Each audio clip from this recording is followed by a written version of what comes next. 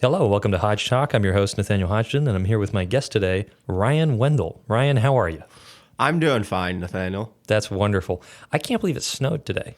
I can't believe it either. I mean, it's April. I know. It's the middle of April, and it snowed, like that Prince song we were talking about earlier. It's ridiculous.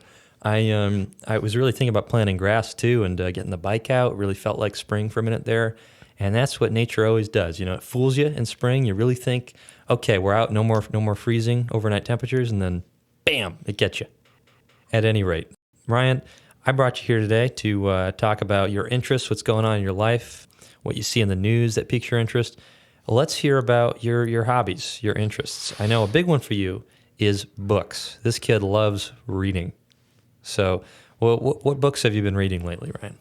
I've been reading Ship of Destiny, which is part of the Live Ship Traders trilogy by Robin Hobb. And then I've also been reading Red Rising by Pierce Brown. Robin Hobb.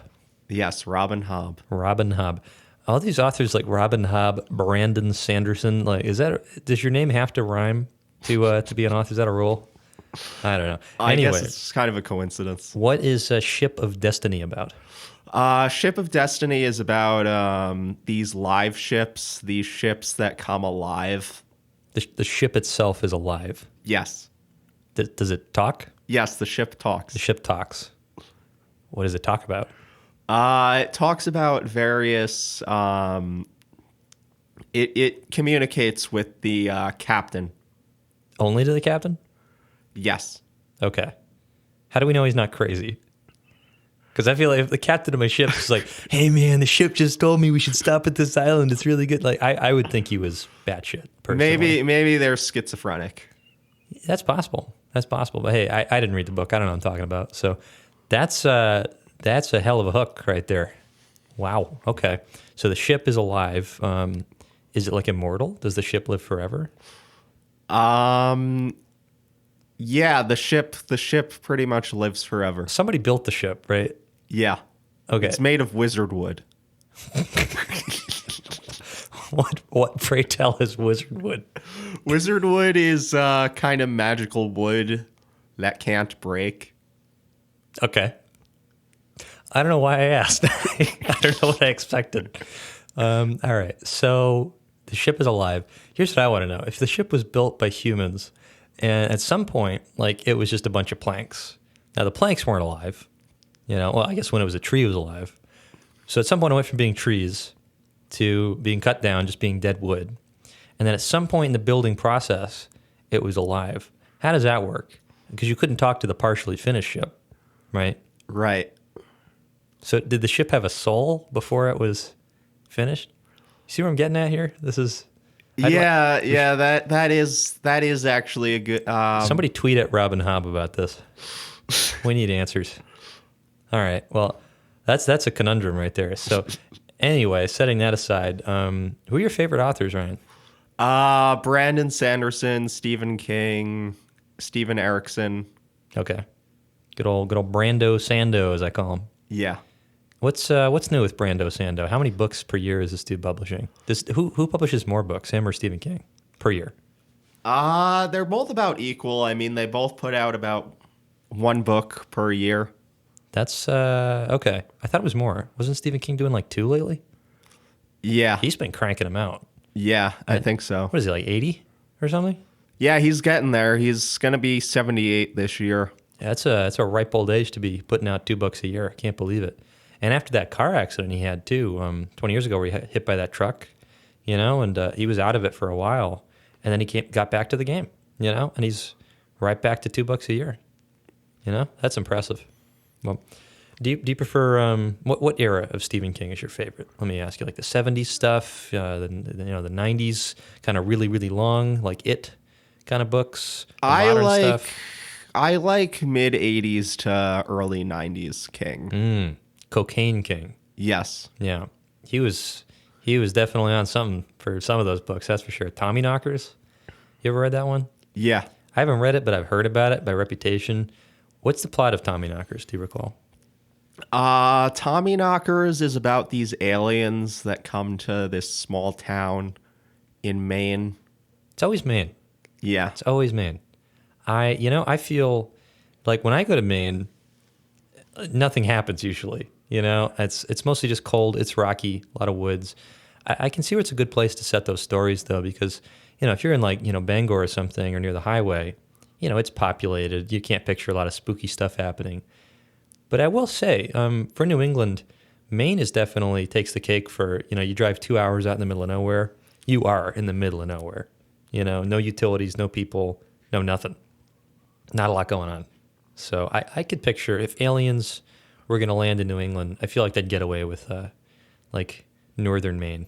That's a pretty good spot. You could set up camp for a while, be abducting cows and whatever it is they do for probably several months before anyone noticed anything was weird. So, anywho, favorite Stephen King book? Probably The Stand. I've been meaning to read that. I really do want to get to it this year or next year if I can. I have a paperback that I believe is the original cut version, because all they'll sell you now is the uncut version when they added a bunch back. So it's a commitment reading the whole thing. So I don't know if I'm really going to have time to read both, but I kind of want to read the original and see how it read after the editor was done with it, and then maybe go back and read the parts that I missed, because I read the pacing was better with the original. Have you read both? I've only read the uncut version. I bet I could look up what scenes were added back later. Do it that way. But what are you snickering about over there? Just a particular scene in In The Stand? Yeah. What scene is that? I don't think I can talk about it here. I see. Is this an R-rated scene? Yes. Yeah, Stephen King, it especially. Man, oh man. I still have not read that, but people told me about some of the scenes in that, and whatever you think is crazy in the movie to have on screen, it sounds like the book is 10 times nuttier, and very graphic. So Yeah. I'll try not to read it late at night. I don't want nightmares. So I have a mug of hot cocoa. I'll read it midday. But anywho, Brandon Sanderson. So he seems to be in the fantasy genre, very, very comfortably in the fantasy genre. Is that right? Yes. No. What kind of stuff is he working on lately? He's working on Mistborn Era 3, which is going to be called Ghost Bloods. What is the Mistborn series about? What's the hook there? These people can ingest metals into their body, and they can use it to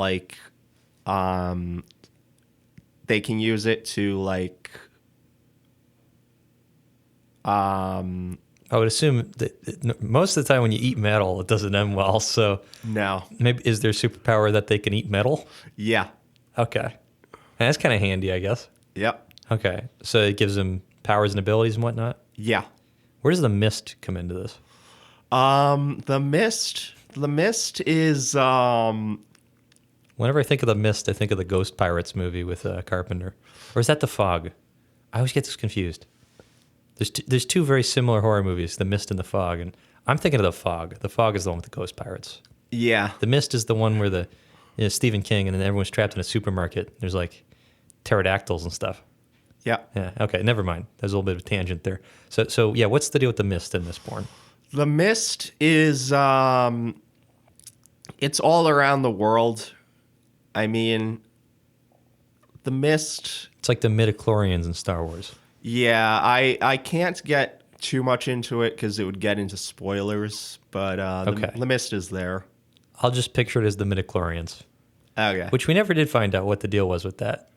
Like Episode 1 of Star Wars, The Phantom Menace, they really set it up. Like George Lucas was like, hey, trust me, guys, the midichlorians are going to be a really big deal here. Pay close attention. And then just completely ignored it. Like never mentioned it again. What's the deal with the midichlorians? While we're tweeting at Robin Hobb, we should tweet at George Lucas. Yeah. Get answers. I wonder who'd win in a fight. George Lucas or Robin Hobb. What does Robin Hobb look like? She looks. Oh, it's a lady. Okay. She looks like your typical old woman. I mean, gray hair and stuff like that. Okay. So I guess we really shouldn't be pitting Robin Hobb against George Lucas. We should pit her against like J.K. Rowling or something. Yeah. Okay. The Female Authors Fighting League or something. Gotcha. Okay. Well, what else you been reading these days outside of those big names there? Any one-offs? I've been reading this novel series called The Sun Eater. What's that about? It's about this guy named Hadrian who he Like the Roman emperor? yeah. I didn't mean to cut you off. his name is Hadrian Marlowe. Okay. And what's he up to? he's been exploring the galaxy. See, no one ever has a name like that, and they just like work at a deli or something. You Yeah. know, that's the kind of name. You got a name like that, you know they're up to something. That's a Lex Luthor kind of name. You know, no one's like, you know, hey, hey, I need someone to pick up my shift at the deli. Is Hadrian here? Is Hadrian around? Hadrian Marlowe? Yeah, that sounds like someone who's up to no good. Is he the protagonist? Yeah, he's the protagonist. Okay, what is his aim in exploring the galaxy? What's he looking for? He's looking to reclaim his honor to his father. Is this like set in a world where there's spacefaring species and stuff? Is this like Star Wars kind of thing? Dune? Yeah. It's like Dune. Sounds Dune-y. Definitely Dune-y. Okay. Are they making more Dune films? Yeah, they're making Dune Messiah Okay. into a film. Wasn't that the one where he turns into a sandworm? No, you're thinking of God Emperor of Dune. Something tells me they're not going to make that one. I don't know how I know. I got a funny feeling, but I don't think that one's going to get made. Huh. Okay. So they are going to make one more. Okay. I really liked. Okay. Well, I felt misled by Chris Walken in Dune 2. I got all excited. He was playing the Emperor of the universe. He was going to be in Dune 2. But he was barely in the movie. He was barely in it. It didn't make any sense that they'd set Chris Walken and then you watch it, and how he wasn't even in it. It's ridiculous. I felt misled. As a big Chris Walken fan, he was in like a whopping 1 minute. I don't know why he did it. You know, is he a big Dune fan? Yeah, I guess. I wonder what Chris Walken does in his free time. I have absolutely no idea. I feel like he just walks around town looking for dark alleys to scare the shit out of like alley cats or something. You know, like how got him. You know, that's how I picture him spending his days. Yeah. Well, at any rate, in addition to being a reader of books, you were once a purveyor of books. Is that right? Yes. Now, you managed your own bookstore. Yes. Tell me a little bit about that, how that came to be, and what you liked about it. Well, one day my mom was reading the newspaper and she saw that this old couple was looking to sell a bookstore, but they couldn't find anybody, so we swung in last minute and bought it. Gotcha. And you found yourself with your own bookstore. Yes. This little sitcom set up there. Well, how long were you guys managing that bookstore? About 3.5 years. Wow. Any highlights from that time? Any funny stories? What were some of your favorite moments from your bookstore adventures? Remember that time Bill Shatner came to the deli next door? Oh, yeah, there was that. Yeah. And he didn't even bother to stop by the bookstore. What an asshole. Yeah. No, just kidding. We love Bill Shatner on this podcast. Of course we do. Okay, so that was a pretty close brush. Bill Shatner came to the deli next door. I don't know. Who were the most interesting people ever to come into that store? The former lieutenant governor of Connecticut, Susan Beisowitz? Nancy Wyman. Oh. What was she looking for? What kind of books? She was looking for mystery books. She was looking for male mystery books. Male mystery books? Yeah, we had them. I didn't know they were broken down into male and female. We had the mysteries split between male and female authors because there were so many. Really? Yeah. That never occurred to me to break it down by gender authorship. That's wild. So, like, I don't know. Who would ask for what? I guess. Like when you had a customer come in, do they say, "I want a mystery novel, but you better make damn sure it was written by a man"? Like, how did that go? That's so odd. It's probably because James Patterson wrote so many books Yeah. that we had like a whole book, 2 bookshelves worth of him. You got the male mystery authors, you got the female mystery authors, and you got the James Patterson mystery authors. Yeah. Bro just has his own shelf. Yeah. Man, he was very prolific. Very prolific, that's for sure. So Nancy Wyman, she wanted a mystery novel, but written by a man. Yeah. Very specifically. That's interesting. Was she like asking like for a book on how to get away with murder or something? Like, No. okay, just wanted a mystery novel. Just a mystery novel. Did you recognize her as the former lieutenant governor, or did she like introduce herself like, "Hi, I'm former Lieutenant Governor Nancy Wyman. Where are your mystery novels written by men?" I actually recognized her. Oh, okay. Did you mention it to her? Yeah. Yeah, I said it's the former lieutenant governor of Connecticut. She was like, "Yes, yes, it is." All right. Well, I'm glad she took that well. Did she sign anything for you? No. Did she tip? No. Oh my God, she didn't tip. Are you supposed to tip at a bookstore? I don't think you are. Well, everything is supposed to tip now, I feel like. I like buy something online and they'll be like, "Hey, do you want to tip this massive corporation 15%?" It's like, for what? For what? There was no human, visible in this entire interchange. I've been working with a machine for the past 5 minutes. Like, what am I tipping here? I'm just writing a check to your investors, basically. My dad once, I actually witnessed my dad not tip recently. Really? That's breaking news. He was at Luann's Bakery and we were buying like a dozen cupcakes or something. Okay, now hold on. Was this wait service where you had a table? Did they bring the food to you? No. This was takeout. This was takeout. Yes, that's what I'm talking about. If I'm just walking up to your counter, it's a 1-minute thing. I'm saying, yeah, I'll have a cruller and a jelly-filled donut and whatever you got back there. And they hand you a box and you pay for it and you move on. And the little the square checkout box, it asks you to tip. What the hell is that? They're just guilting me into it. And like, you could say if there's a barista, or a bartender, and they're actively involved in making this at that moment, maybe there's more of an argument to tip. But like, come on, like, I do not. He's blameless for that. He's totally exonerated by the HodgeTalk podcast. We support you, Mr. Wendell. Anyway, Luann's is really booming, isn't it? Yeah. I remember when that was a little booth at the farmer's market, back when the farmer's market was like, basically 8 booths in Arbor Park, which is really more of Arbor Park, I don't know if you can even call it a park, really. It's like 40 feet by 50 feet. It's tiny, It's like a Arbor Knoll, basically. But anywho, that was, Luann's was, a little tiny business, and now I keep hearing about, they're sponsoring events, and they've got a big old restaurant and stuff. Like, man, we should have bought in when we had the chance, Ryan. We'd be millionaires by now. Well, anywho, what's cooking in Ellington these days? Because Ryan Wendell, he lives in Ellington.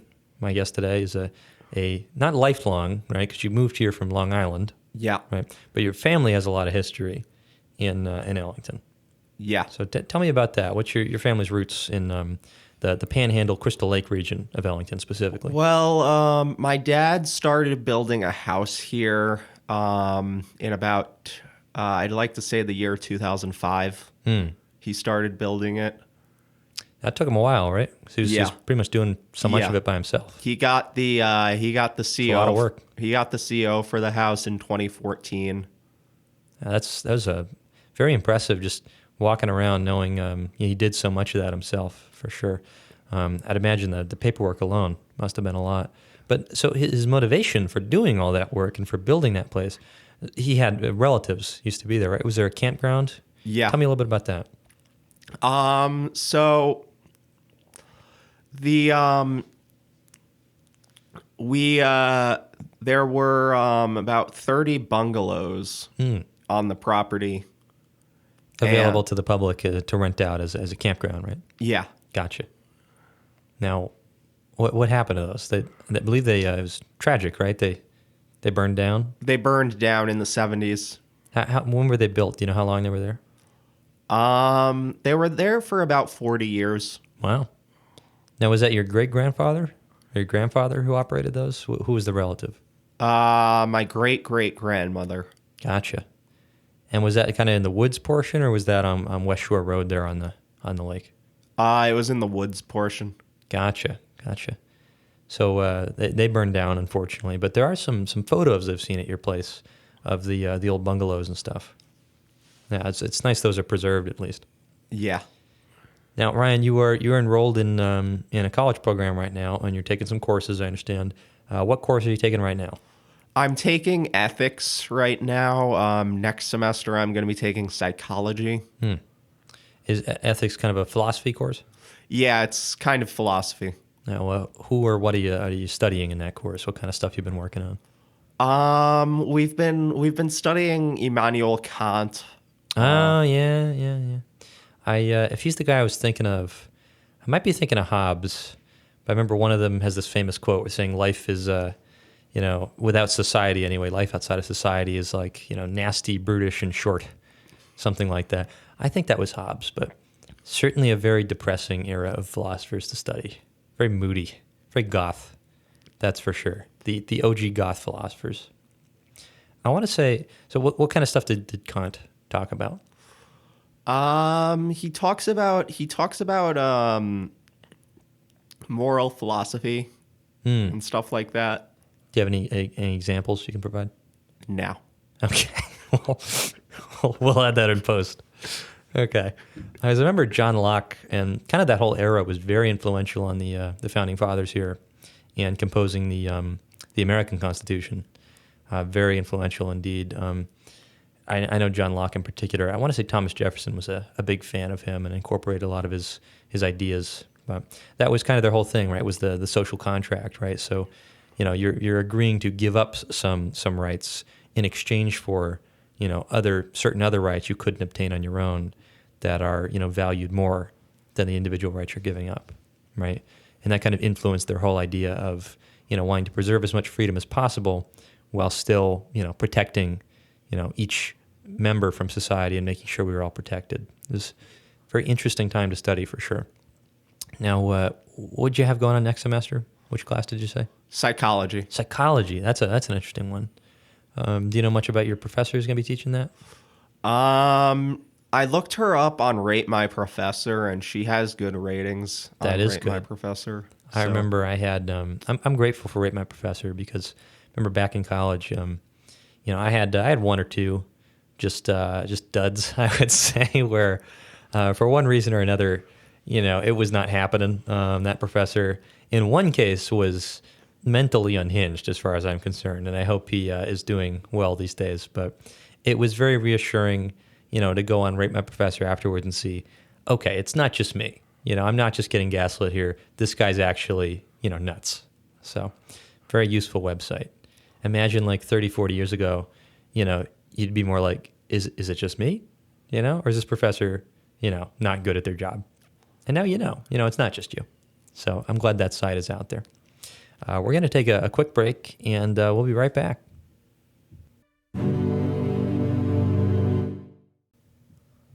And we're back. This is Nathaniel Hodgdon, your host of HodgeTalk, here with my guest, Ryan Wendell. Ryan, how's it going? It's going good. Now, Ryan, we were talking during the break about how much you love corgis. The dog that like the queen had and stuff. I assume the king still has them. Small legs. Yeah, little tiny, very stout dogs. Now, tell me about your love of corgis. How did you come to respect the corgi passionately? Well, it all started several years ago. I joined the Disapproving Corgis Facebook page. Disapproving corgis. Disapproving Corgis. I see. And Where, how can you tell they're disapproving? Because they have just such looks of disapproval on their faces. I understand. So the group exists to post photos of the corgi dog that you can tell from the look on their face is disapproving whatever it is it's seeing. Yes. I understand. You know what I like? I don't really use Facebook much, but one group I do appreciate is a car club that acts like boomers. Oh. You know, and it'll just be like, I'm going down with Barb down to the cruise show. And we're gonna look at some '50s hot rods. And, you know, it's really fun. It's always in all caps with misspellings, and I just appreciate the commitment to the bit of that Facebook group. A car club that acts like boomers. Anyway, now we were also talking in the break about how much you liked the book Red Rising. Now, who wrote that? Pierce Brown. Pierce Brown. Okay, what do we know about Red Rising? Tell me about the plot of that book. Red Rising is about this guy named Darrow who How do you spell that? Darrow. Okay, like Charles Darrow, the creator of Monopoly, or rather the guy who claimed credit for Monopoly. Yes. Okay, continue. So society is breaking down into this caste system of colors, and red is the bottom of the caste system. And When you say colors, you mean like color coding, like people are assigned like, your team red, your team blue, that sort of thing? yeah, Okay. So they're not actually, colored. They don't paint people, right? No. Okay. I understand. so red is the bottom of the caste system, and gold is the top of the caste system. How many colors are there? I'd like to say 5. Okay. So it's kind of everyone gets kind of a kung fu class belt system here. Yeah. Everyone's got a karate belt. Okay. How does it determine who gets what karate belt?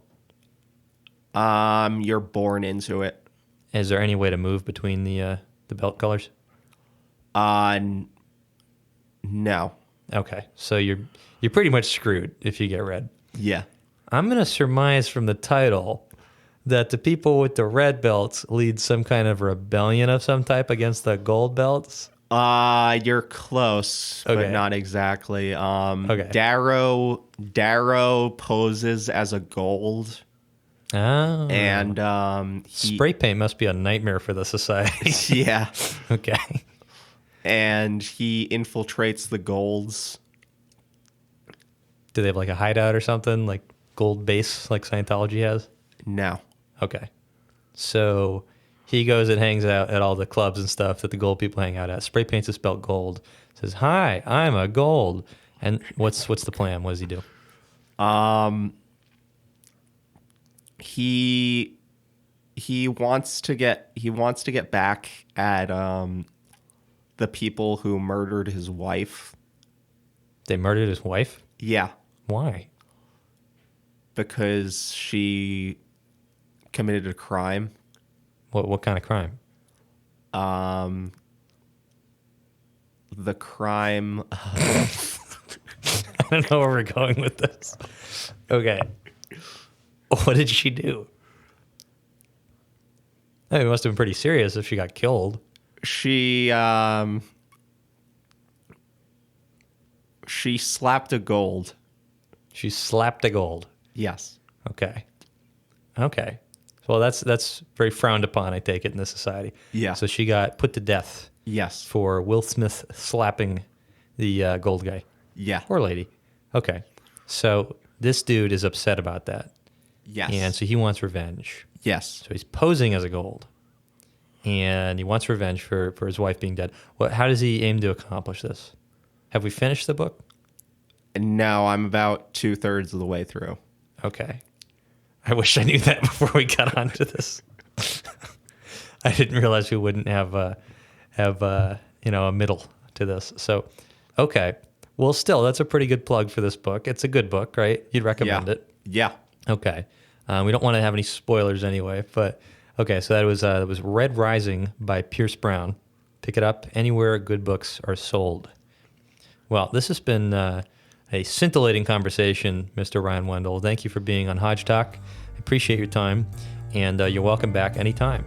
Of course. Thank you, Nathaniel. Thank you for listening to HodgeTalk. You have a great day.